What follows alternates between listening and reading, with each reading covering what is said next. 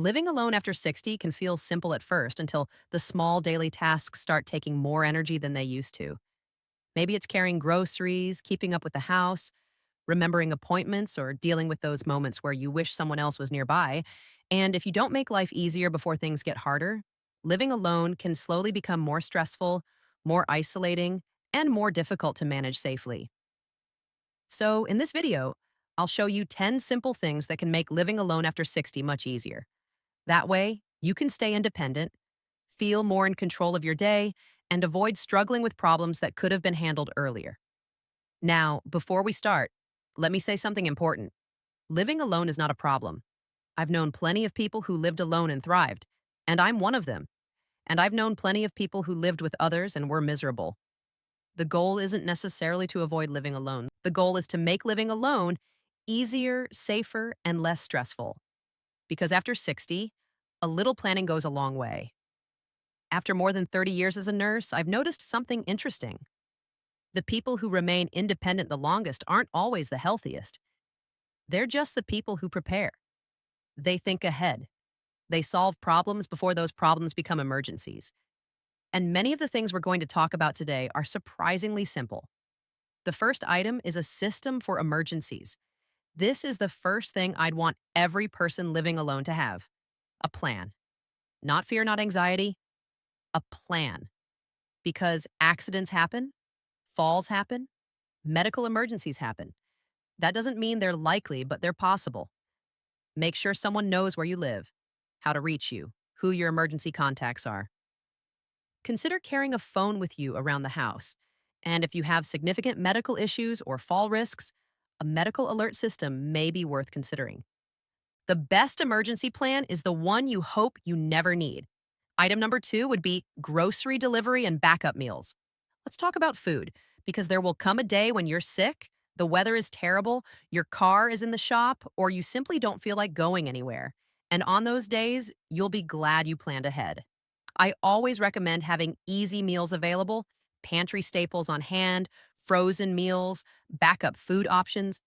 And this isn't laziness, this is strategy. Future, you will appreciate it. Item number 3 is a master medical information sheet. This may be the most nurse-like recommendation in the entire video. Create one document that contains medications, allergies, medical conditions, specialists, emergency contacts. Keep it updated and make sure someone knows where it is, because during a medical emergency, nobody wants to be playing detective remembering medication names. This is also a good place to mention my free guide, What to Say at Your Next Doctor Visit. One reason people struggle during appointments is because medical information is scattered everywhere.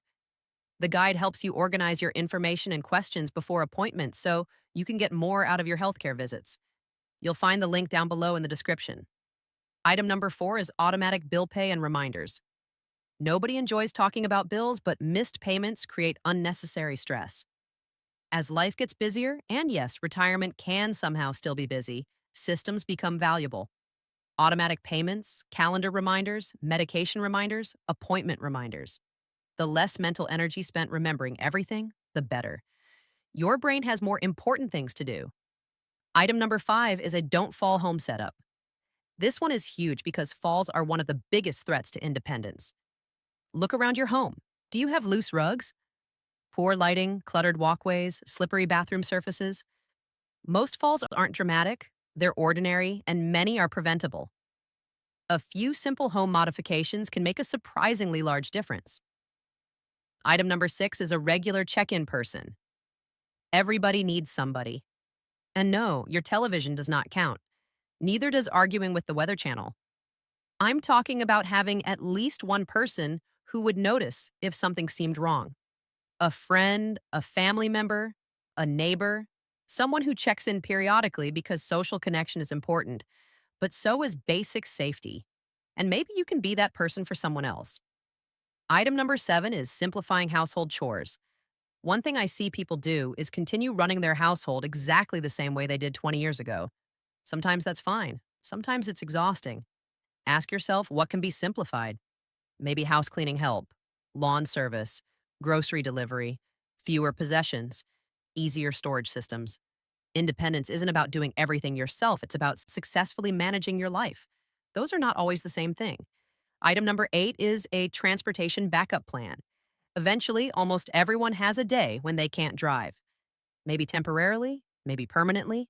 The people who do best have a backup plan before they need it. That might include family, friends, community transportation, or ride services, or senior transportation. The worst time to figure out transportation is after a crisis. Item number 9 is staying socially connected on purpose. This one deserves special attention because loneliness can sneak up on people, especially after retirement, the loss of a spouse, health changes, or relocation. Social connection doesn't happen automatically. It often requires effort. The people I see aging most successfully usually stay connected intentionally. They join things, attend things, participate because isolation tends to make everything harder. And item number 10 is planning before you need help. This may be the most important thing on the list. Don't wait until a crisis. Think ahead. Ask yourself, if I became ill tomorrow, who would help? Who has my information? What would happen next? These aren't pleasant questions, but they're practical questions. And practical planning preserves independence. Honestly, this is one of the reasons some people reach out to me for one on one consultations. Sometimes they're trying to figure out aging in place, caregiving plans, healthcare decisions, or long term care options. Not because there's a crisis, but because they want to plan before there is one. Having a roadmap can make complicated decisions feel more manageable. Here's the bottom line: living alone after 60 doesn't automatically mean you're vulnerable. It doesn't automatically mean you're lonely. And it certainly doesn't mean you can't thrive. But it does mean systems become important. Planning becomes important. Preparation becomes important because the more prepared you are, the more freedom and independence you can maintain. One thing I've learned over the years is that independence is rarely lost all at once. It's usually protected or lost through small decisions made over time. That's why I encourage people to stay proactive about their health, their safety, and their future plans. And I'd love to hear from you. Do you live alone? And if so, what's one thing you've done that makes daily life easier or safer? Drop it in the comments because some of the best ideas come from people who are living it every day. See you next time.